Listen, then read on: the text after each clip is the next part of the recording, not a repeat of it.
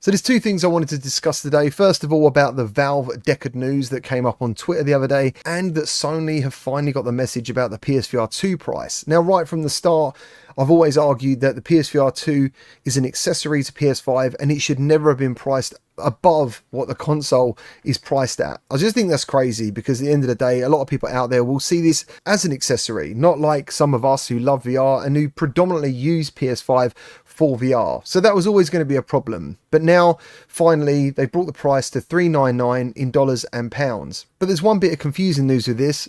For the same price, you can get the PSVR 2 on its own, or you can get it with Horizon.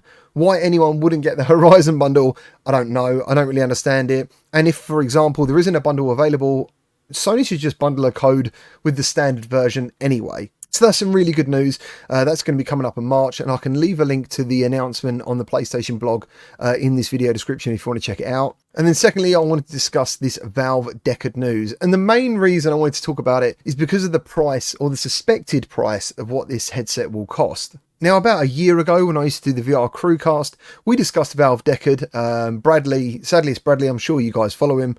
He's been talking about Valve Deckard for a very long time. He's like the person you follow for any leaks on Valve, basically. And as far as we know, this headset will be a standalone headset, and it's going to cost around £1,200 or dollars. Now, I don't know, if you look at the comments, I don't know why anyone thought it would be cheaper than that. Personally, I was thinking this is going to be around the £1,000 mark, $1,000 mark anyway. But this tweet has come out and it's kind of gone a bit viral, and there is a real 50-50 split. Most of the VR community are thinking this is great. You know, we know Meta have kind of muddied the waters with how much VR headset should cost because of the Quest line. Outside of that, most headsets do cost around $1,000. So the VR community are kind of like, yeah, that's cool, you know, I'll probably pick it up. And also it's supposed to be coming with some in-house games anyway that we don't know about. One of the suspected ones is a standalone version of Half-Life Alyx, and there's going to be another title. I don't know what that's going to be, obviously, but I just think alone, if it comes bundled with Half-Life Alyx standalone,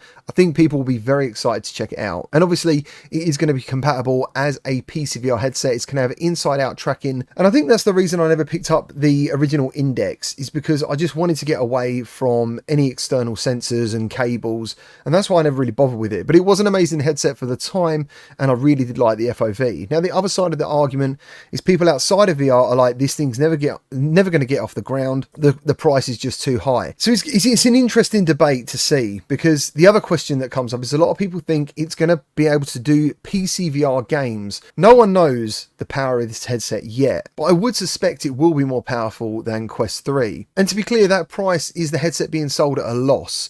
That's what they reckon anyway. I think one of the things that will surprise most people is probably its ability to be able to play your whole Steam library on a standalone VR device in like a big screen cinema mode. I also think it might be able to play the games in 3D, which would be absolutely brilliant. So yeah, we're all waiting on some extra news, but I just want to know your guys' take on this. Do you think that price is too much for a headset? Do you think Meta have muddied the waters? And do you think it's really strange that Sony decided to announce a price drop when they could have just done it on the 2-year anniversary the other week, and instead they gave us radio silence? Let me know your thoughts down in the comments.